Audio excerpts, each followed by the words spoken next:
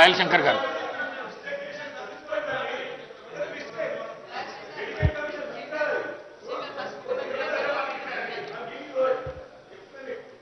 ధన్యవాదాలు అధ్యక్ష.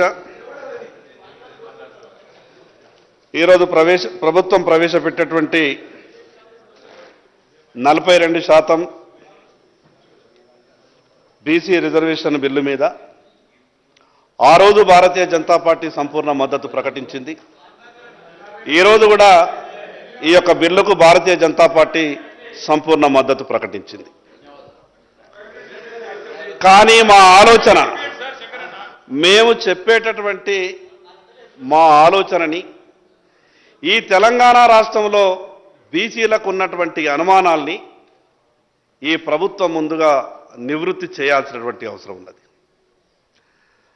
అధ్యక్ష, ఈ 42% రిజర్వేషన్ మీద చర్చ జరుగుతున్నటువంటి సందర్భంలో కాంగ్రెస్ పార్టీ కామారెడ్డి డిక్లరేషన్ మీద మొట్టమొదలుగా ఈ సభలో చర్చ జరగాల.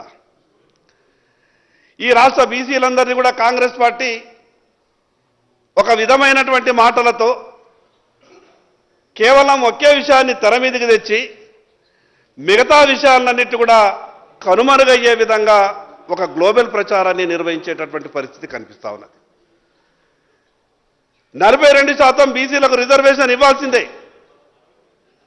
కానీ దానికన్నా ముందు మీ చేతులలో ఏదైతే అధికారం ఉన్నదో ఆ అధికారాన్ని పంచిపెట్టడానికి మీకేం ఇబ్బంది ఉన్నది?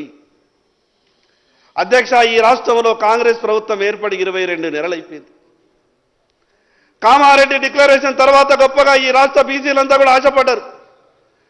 గతంలో కొన్ని పార్టీలు బీసీలని మోసం చేసినాయి. కానీ కాంగ్రెస్ పార్టీ కామారెడ్డి డిక్లరేషన్ను పూర్తిగా ఈ రాష్ట్రంలో అమలు చేస్తుందేమో, ఉమ్మడి ఆంధ్రప్రదేశ్ రాష్ట్రం ఉన్నప్పుడు నష్టపోయినటువంటి మేము తెలంగాణ రాష్ట్రం వచ్చిన తర్వాత మా భవిష్యత్తులు బాగుపడతాయేమని గొప్పగా ఆశపడ్డాం. అధ్యక్ష, ఏం జరిగింది అధ్యక్ష? తెలంగాణ రాష్ట్రం వచ్చిన తర్వాత ఎవరికి మంచి జరిగింది అధ్యక్ష? తెలంగాణ రాష్ట్రం వచ్చిన తర్వాత ఏ బీసీ వర్గాలైతే గొప్పగా ఆశపడ్డాయో, ఏ బీసీ వర్గాలైతే ప్రాణాలను పణంగా పెట్టి ఉద్యమంలో ముందు వరుసలో ఉన్నామో మళ్ళీ మేము పోరాటాలు మాత్రమే చేయాలన్నా అధ్యక్ష? అధ్యక్ష, అక్కడ ఉన్నటువంటి కుర్చీలు ఎందరో మంది కుర్చీలలో కూర్చుంటున్నారు.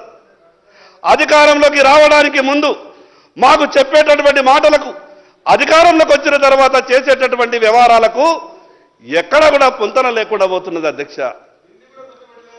అధ్యక్ష, బీసీలలో సమర్థులు లేరా అధ్యక్ష? బీసీలలో నమ్మకస్తులు ప్రభుత్వానికి ఉండేవాళ్ళు లేరా అధ్యక్ష?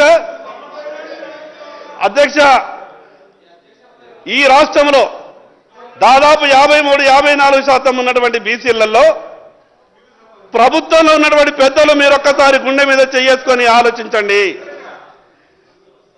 మీ మంత్రివర్గంలో ఉన్నటువంటి సంఖ్య ఎంత బీసీలది? మీరిచ్చినటువంటి కార్పొరేషన్లలో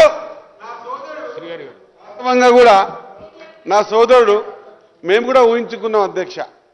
ఖచ్చితంగా బీసీల పట్ల మేము ఏదైతే తపనతో ప్రయత్నం చేస్తూ ఉన్నామో, నేను కూడా అనుకున్నా అధ్యక్ష, మా సోదరునికి ముందల స్థానం దొరుకుతుందేమో అని చాలా ఆశపడ్డా అధ్యక్ష. మంచి మాటకారి, సమర్థుడు, చాలా కష్టాలు కిందికెంచి రాజకీయాన్ని చూసినోడు. ఆ స్థానం దొరికితే భవిష్యత్తు బాగుంటుంది మనకు అధ్యక్ష. మరి తమకేమో తన దగ్గర స్థానం దొరకదు అధ్యక్ష. అక్కడ పక్క కూర్చున్న కూడా వాళ్ళ దగ్గర స్థానం దొరకదు అధ్యక్ష. వాళ్ళు వచ్చి మేము ఇప్పుడు స్థానం కలిగించిన తర్వాత కలిగించాలని ప్రయత్నం చేస్తుంటే ప్రశ్నించడం ఎంతవరకు సమంజసమో మా సోదరుడే అది తెలుసుకోవాల్సిన అవసరం ఉంది అధ్యక్ష. ధన్యవాదాలు అధ్యక్ష.